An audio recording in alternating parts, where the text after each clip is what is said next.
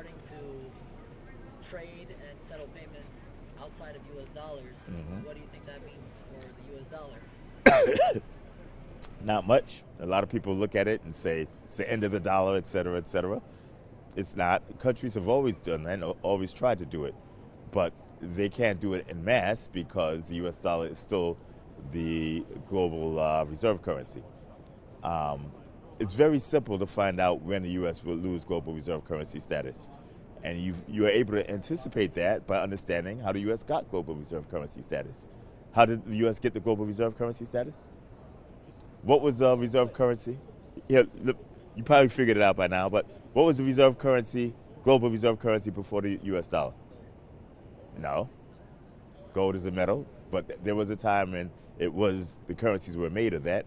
It was the British pound sterling, okay?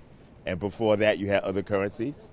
Right, the British pound sterling was called the pound sterling because 1 pound sterling will purchase 1 pound of sterling silver. Now, 1 pound sterling purchases roughly 1/26 of an ounce of silver, not a pound, an ounce. So, ounces in a pound, do that math correctly, 126 times 16, it's 100th, somewhere around there, okay? That's the degradation of the purchasing power of the pound. That's how much it went down. But I'm off on a tangent, okay? Why was the pound sterling the global reserve currency pre-World War II? Because if you said the pound sterling was not the global reserve currency, Great Britain comes in and blows your head off. And so when enough people get their heads blown off and the next person in line is asked, what is the global reserve currency? What do they say? the British pound sterling, exactly. So post-World War II, during the Second World War, European nations blew each other up, just like they did in the First World War. And Great Britain was besieged by war, over-indebted. They stretched themselves both militaristically and economically to the brink. And the U.S. came to the rescue and said, we'll finance all this for you. Give us your gold, it's collateral, we'll give you loans, we'll sell you ammunition, we'll sell you uniforms, we'll ship tanks over, we'll do a lot for you. They acted as a global banker of war, the global supplier of war munitions, food, and everything else.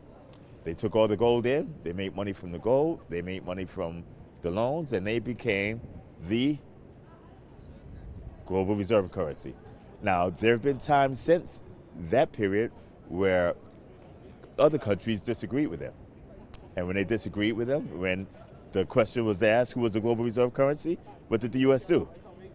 They blew their heads off, right? Burned entire countries, ask Japan. So, when it comes to the point where the U.S., someone can query who the global reserve currency is, and the U.S. is not in a position to answer that question with significant force, that ends the conversation, you would have a new global reserve currency provider. You're not going to hear this in business school. You're not going to hear this up and down the street. Everybody's going to say, Reggie doesn't know what he's talking about, et cetera, et cetera, et cetera. Look at the timeline. Look at all the global reserve currency holders. Look at their militaristic might from a global perspective. Going all the way back to the Roman Empire, right? When the Roman Empire ran things and someone asked you who the global reserve, what currency you would take, anybody who disagreed with that was invaded, raped, and pillaged. I don't think there's ever been a global reserve currency holder who did not have the militaristic might to back it up and force the issue. Okay? So China and Russia and India and Brazil can trade back and forth to Saudi Arabia all they want, but until they take out the U.S. is going to be the global reserve currency provider. That is my thug theory, okay, straight out of Brooklyn. Now, from an economic theory perspective, you also have the depth of the currency market, the breadth of the currency market, liquidity. The U.S. dollar transfers everything near it. The second most liquid and deep market would probably be the euro. The euro is not even close to be able to challenge the U.S. Third, probably the Japanese yen. Fourth, maybe the Swiss franc. Maybe, okay? The Chinese yuan, renminbi, not even close. The Brazilian real, not even close. Indian rupee, Not even close. Put them all together? Not even close.